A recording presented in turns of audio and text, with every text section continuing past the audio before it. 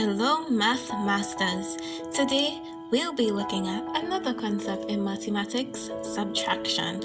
But not just any subtraction, but what do we do when we're trying to subtract from a number that is smaller than the number it is trying to take away? So today we'll be looking at how we do a problem like this one. Here we have our numbers. 3,113 take away 2,511. We know that this is possible because this number is generally bigger than this number, but here we figure out how to do it accurately. So beginning with our numbers in our one position, we move in a right to left direction. 3 take away 1, that's 2. That's simple enough. 1 take away 1, that's 0.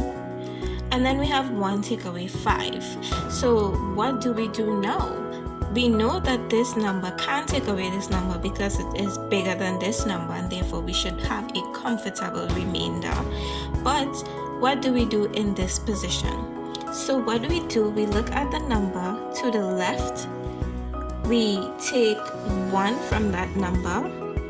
We put how many would remain, so that would be 2. 3 take away 1 is 2. And then we add 1 in front of the number that is doing the subtracting.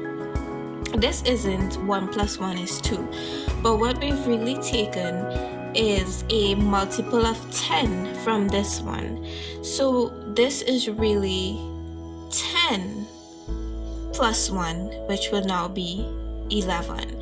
So now we have 11, not 2, but 11 take away 5, which we know is 6, and then 2, which is our new number, minus 2, which is 0.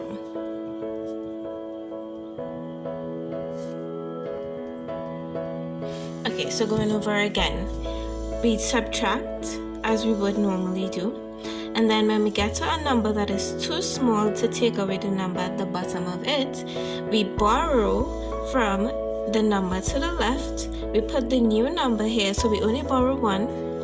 We put the new number here to the left of it. Then we take the 1, which is really 10, and we add it to this number. So if this was a 2, it would have been 12, a 3, 13, and so on and so on. But in this case, it's 11 because we've added 10 to the 1, so we have 11. And then 11 take away 5, we get 6. Here's a problem I would like you guys to try on your own, and the answers would be made available at the end of the break. Please pause. Here we have the answer for the problem that was given. If you've gotten this answer, great job, Math Master. If not, just keep practicing and you'll get it soon. So thank you guys so much for watching, and until our next video, remember to like, comment, and subscribe. Bye!